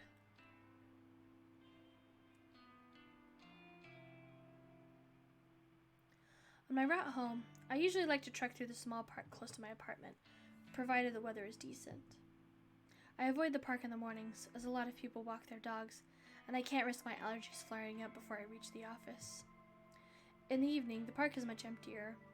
I suppose I finish work a bit earlier than most people, so while everyone else is busy, I can enjoy the fresh air and scenery. I make my way along the neat, broad dirt path that connects one side of the park to the other. Wooden benches line the path at regular intervals, And at this time of the evening, it's common to see a homeless person or two using a bench as a resting place. The city has more homeless people than the general population would care to admit. I try to not think of much of it as I walk by every day. I already know that many people have it worse off than I do, but there's not exactly anything I can do to help, right? Should I be giving these people money that I can't afford to spare? Wouldn't I just end up homeless as well? I'm not exactly broke, but I live month to month on my salary. It's expensive to live on the outskirts of Akihabara, and commuting to Shinjuku every day isn't exactly cheap either. Then you add in electricity bills, phone, food. I mean, I don't eat unless I have to, but I'd starve if I didn't buy a meal every other day. Dang! And don't even get me started on the cost of the coffee I drink. If I'm lucky, I can score a can for 100 yen, but more often than not, I'm paying up to 150 for a single can. Even if I were to buy canned coffee in bulk from one of those huge variety stores like Don Coyote, I can't talk, I'd still only save a handful of loose change. And I wouldn't have access to the familiar selection I get at the convenience store. I'm just thankful that I don't go out for drinks after work like most of my colleagues. If I had to buy a few runs of beer every week, my bank account would definitely dry up. By avoiding that kind of group outing, not only do I save money, but I'm also not forced to spend more time around people. It's a win-win situation. Realizing I'm trudging along the path at a snail's pace, I tell myself to speed up my gait. Toward the exit of the path, the silhouettes of two people on a bench come into view. The sound of laughter carries on the wind, and I can't help but feel like I've heard the voices before. Oh, is it Tomoe and Shinya? As I draw closer, a sinking sensation clutches at my stomach. I immediately get the urge to turn around, but I'm so close to home. Aha! It's Noriko! Fancy seeing her here. Noriko's here. Tomoe and Shinya. Tomoe glares and flips her long hair behind her ear with a shit-eating grin on her face. Shinya looks kind of out of place outside of the office. His face is filtered by an especially uncomfortable expression. I start to wonder why these two are here, but then I recall that Tomoe did mention they were going on a date on Friday night. I suppose it's just my bad luck that I would run into them on the way home. Though, what are they doing here in Akihabara? I have to assume that Tomoe came here on purpose just to spite me. On your way home? Uh-huh. How's your, date? We're having a blast. Right, Chen? Yes, of course. A great time. He is straight up not having a good time. I wonder if Tomoe has been dragging Shinya along against his will. Okay, well, I'll leave you to it. Hey, we're gonna grab some chicken. Why don't you come with us? No thanks. I can't think of any worse way to spend an evening than eating with Tomoe. Please come with us, Noriko. Shinya has a dejected look on his face. It's pitiful, but he brought this date on himself. Why should I have to bail him out? Sorry, I've got things to do tonight. Are you sure you're not just avoiding eating? Afraid to gain a bit of fat? I honestly don't know what to say to that. Say, Shin, you ever seen Noriko eat anything? Well, now that you mention it, she never seems to eat at the office. I eat at home, if that's okay with you. It's not completely a lie. Sometimes I eat at home, sometimes I don't eat at all. Come on, come get some chicken with us. You can throw it back up or whatever afterwards if it makes you feel better. Yikes. She's starting to get on my nerves. I swear, she tries to identify my flaws and insecurities just so she can rub them in my face. Tomoe, you're not being very nice to Noriko.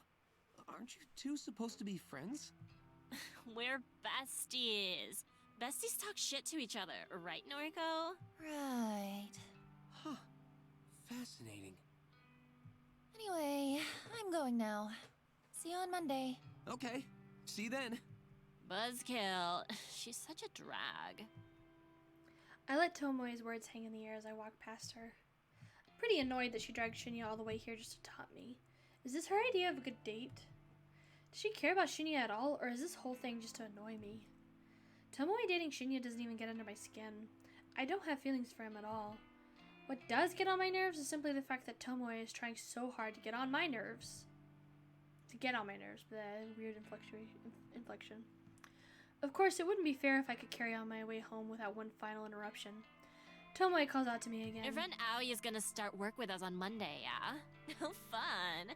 I can't wait to meet a friend of Noriko's. I grimace. I suppose Shinya told her about that.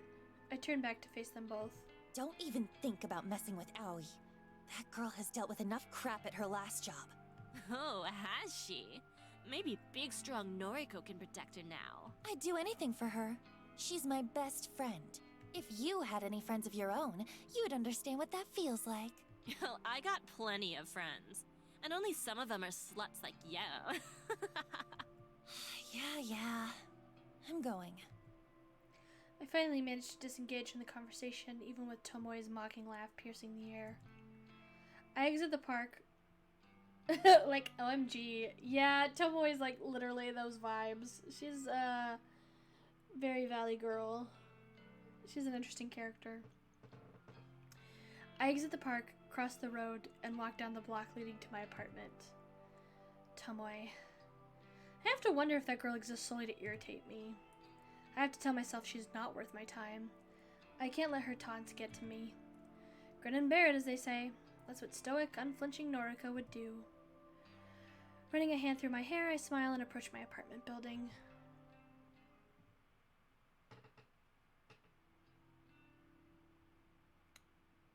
She went to the library. I spent all morning trying unsuccessfully to calm my nerves.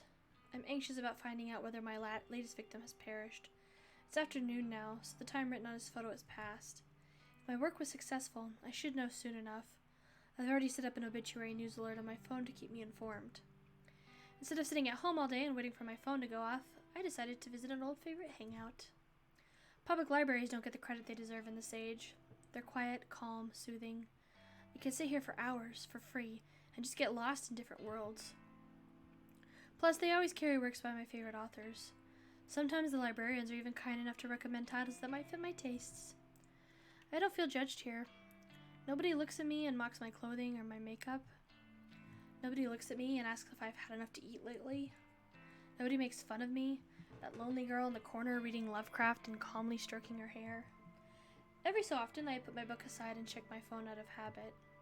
Still no alerts. Have I miscalculated something? Did my latest photo not look convincing or damning enough to inspire suicide or murder? I find myself growing increasingly anxious and impatient. Cthulhu, huh? You a Lovecraft nerd? Okay. Hi, Keiji.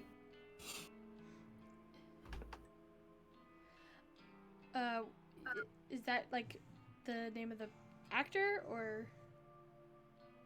No, it is not. I apparently not only is my ear awful, so is my memory. No, this is a different voice actor. Oh. Keiji Tang is a different character. Oh, okay.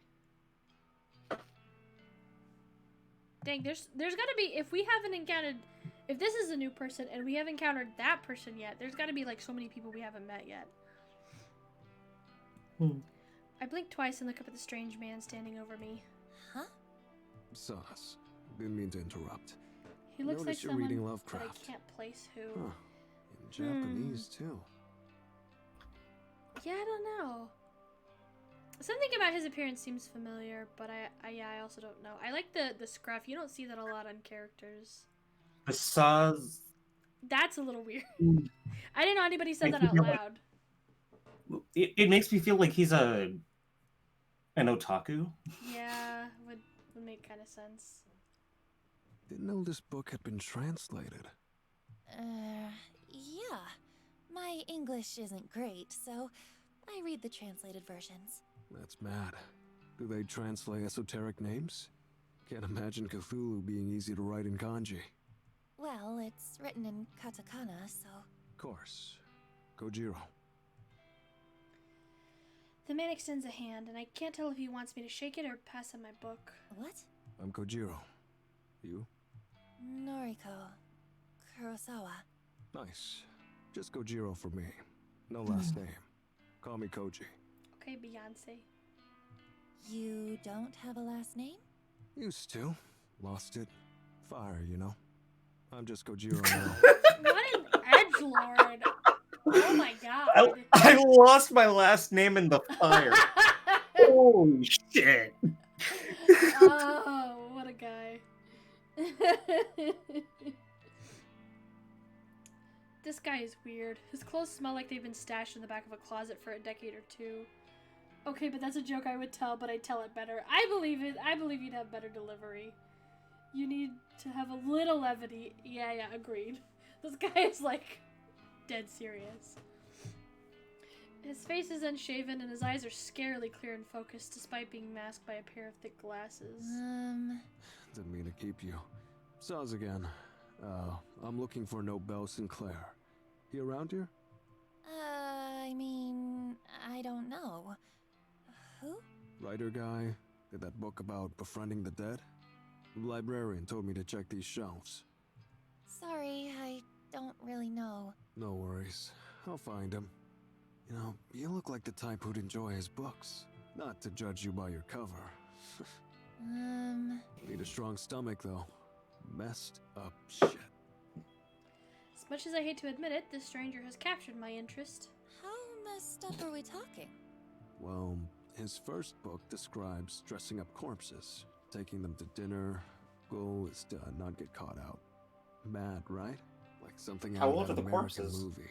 Yeah. Weekend with Bernard? Or something like that. Weekend at Bernie's? Well, that's one of my favorite things is when, like, visual novels, especially, like, Japanese, like, imported ones, do, like, reference but slightly off. It happens a lot in Steins Gate, and it cracks me up. This one is, like, well done. Because, like, you know what they're referencing, but it's played off like they're making a mistake. Because because they're not familiar. Instead of, like, this thing, but with a different letter. But we clearly With can't McDonald's. say it. Wink, wink. Yeah, McDonald's or something like that. Yeah. Second book goes nuts. Main character fills the school classroom with bodies, all dressed up as students. Runs lectures and records them, puts them online. Best part? No one can figure out if these books are fiction. Okay. Internet says Nobel Sinclair actually did these things. Says he's doing time now, writing these books as a confession. Interesting. Right? It's deranged. Makes for a good bedtime reading.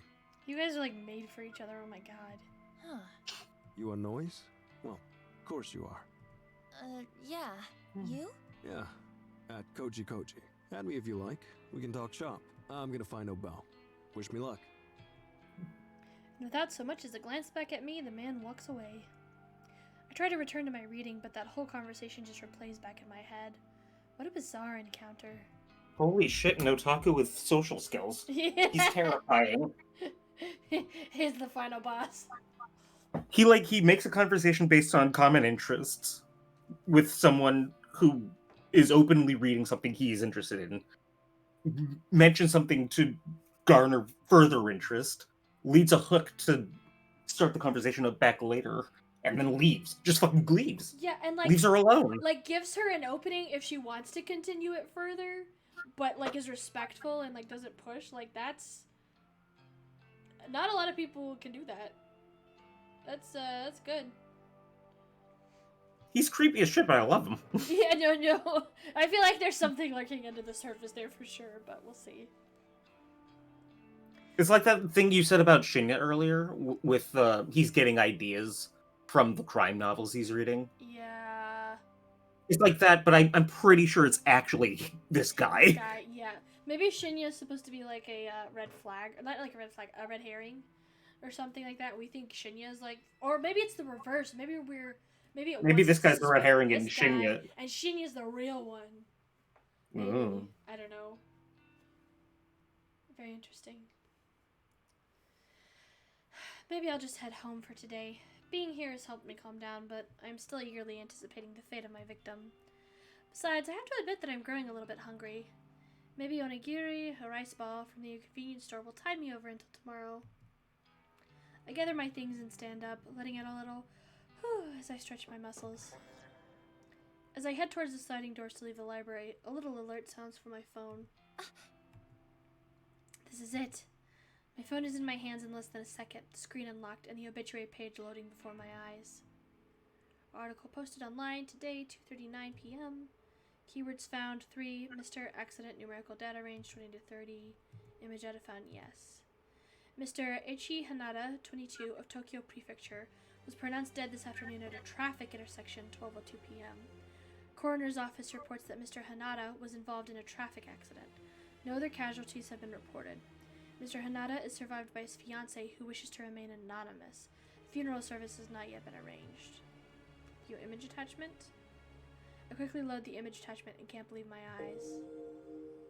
The photo is the exact same one that was sent to me through Corpse Girl's website. There can be absolutely no doubt that this is my latest victim. I've done it again! My breathing starts to quicken, my cheeks begin to grow hot.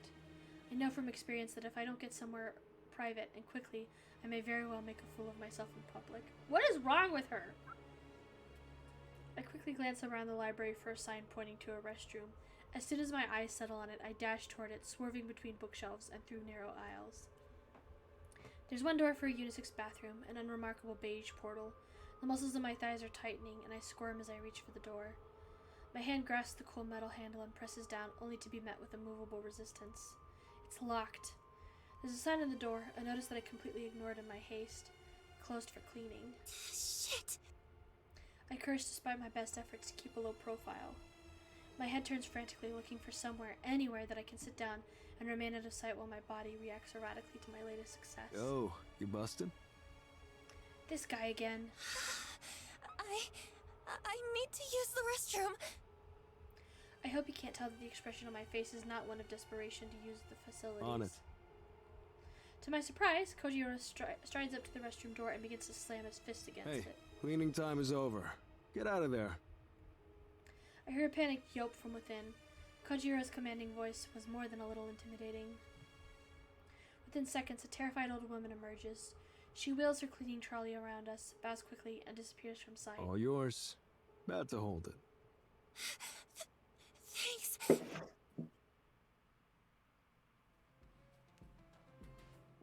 I dash past Kojiro, unable to believe what is happening here. I slam the door behind me and slip into a cubicle. As soon as I sit atop the toilet's closed lid, my legs begin to shake uncontrollably and I have to lean backwards to steady myself. Ichi Hanada is dead, killed in a traffic accident. That could mean anything, but I'm willing to bet that I caused his death. After seeing the photo of his dismembered corpse, he might have purposely crashed his car. Or perhaps someone else rammed his vehicle, intent on murdering him on behalf of Corpse Girl. I still don't know how my power works. I don't know why these victims end up dead. But the cause of death ultimately doesn't matter. What matters is that Corpse Girl is victorious once more. I find myself panting, squirming, struggling to restrain myself. My vision fogs, my knuckles clench, and with barely a fanfare, I begin to cool down all of a sudden. Just like that, the overwhelming urge to explode simply flutters away. Huh? My breathing regulates, my legs solidify, and rest firmly on the ground. This experience wasn't nearly as staggering as last time. No. Maybe because I was so confident that this victim would die, my body already prepared itself for it?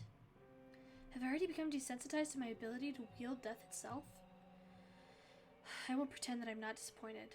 This exhilarating feeling I experienced last time, the complete and utter loss of control, it was addicting. I craved experiencing it again. Still, I need to remind myself of the most important thing.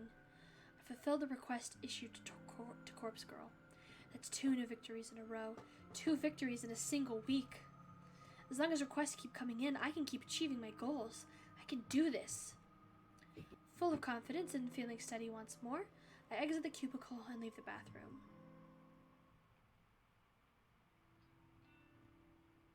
That strange man, Kojiro, is waiting for me at the end of the island. You good? The aisle. Yeah. Hey, thanks for, I really needed the bathroom. Course. Been there. Gotta go when you gotta go. Look what I found. Kojiro holds up a book with a plain black cover. Nobel Sinclair's latest. Dazed by the Dead. It's a ripper. Oh, what's that one about? Falling in love with the dead. Read it already last year. Time for another go. Oh, here. Kojiro hands another book to me, this one with a brown cover. An illustration on the front depicts a field of flowers. What's this? Sinclair's first ever published work, Strange Flower. Title's nonsense. This is the one where he puts corpses in suits, treats them to meals at fancy restaurants. Loaned it out under my name. You take it. Return it before the due date. Can't risk getting fined. He's awful trusting. Oh, well, thank you. I'll be sure to read it. Sure. Send me your thoughts and noise. Right. Be seeing you. A brief wave of his hand and he disappears behind the closest shelves. I can't really get over how peculiar he is, but he certainly is making an effort to be friendly. I turn the heavy book over... Huh? Ota wishes he was this guy. Oh god, yeah. Oh, Oda. I try not to think about him more than I have to. Yeah, same. I turn the heavy book over in my hands and look inside the front cover for a publication date. 2009. It's actually not that old. Definitely not as old as the fiction I normally consume. I shrug and hoist the bulky tome underneath my arm, then make for the library's exit.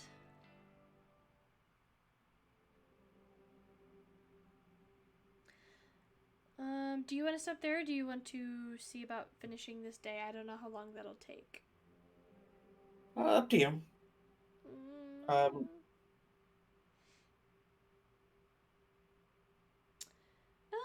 think this might be a good place to stop. I would hate to get into it and then it'd be like a super duper long scene or something. Yeah, that makes sense. Okay, cool. Saving again. Alright, well, a lot happened today. We are no closer to finding out what the mystery of the mystery novel is. Yeah, I still don't know. I guess there's one question that could be answered. Who requested Akane's death? Yeah, that's something at least. And like, is there a way that like people are like telling each other things? Is that why it's starting to get like a little more popular, or like, is it just coincidences? That's something too, I guess. I don't know if that'll get answered, but it's a minor thing that I'd like answered. Yeah. She's a character. Not sure what else to say. No, she's a little weird. Yeah, just a little. Knowing her entire internal monologue is like a little like, Yeah, for sure. Like, she's misogynistic. She's anti-homeless. She delights in people's suicide. She's a lot of things. Yeah. I don't know. But it's interesting so far. I'm gonna stick with it. It's gonna have to do a lot to get me back. She seems like she's just a joy at parties. Yeah. A real rager. If she would even go to one, because she already said that she hates hanging out with people and doesn't like to eat food, apparently. And Tomoe also makes fun of people with eating disorders, which is not also good. I don't know. Nobody in here's a real winner so far. Always a sweetheart, even if she wants someone dead. But yeah, apparently so the person she wants dead is her stalker? Question mark? Yeah, I will give her that if it's her stalker. If it's somebody else, then I might start questioning her. Shinji's okay so far. I'm a little concerned with his motivations with like Tomoe and everything like that. Part of me kind of doesn't wonder if like with how disappointed he was. Part of me wonders if he wasn't trying to like make Noriko jealous or something like that, maybe. I mean, he was dejected when he got to the park. I guess if he wanted to make Noriko jealous, he would have looked he would have made an effort to look happy. That's true. I guess it that's looks fair. like it looks like it was just a bad date. Yeah, maybe that's true. I don't know. It's interesting. I want to see. I'm into it, I guess. Yeah. I'm curious. I did save, right? Yeah. Okay. check to make sure. Yeah. That would suck. I'm pretty sure this... Yeah, okay. Yeah. Cool. Okay. Yeah, so it looks like we've made a few more... Because we were here, so we got 1, 2, 3. So this first chunk was very heavy. So maybe this is misleading about us being a fourth of the way through. I mean, we went through an entire prologue and then went through like 5 days of the first chapter. Yeah. I'm wondering if there's like only like 3 or 4 chapters or something. Like they're longer, but they're like short chapters. Or but there's not that many chapters is what I mean.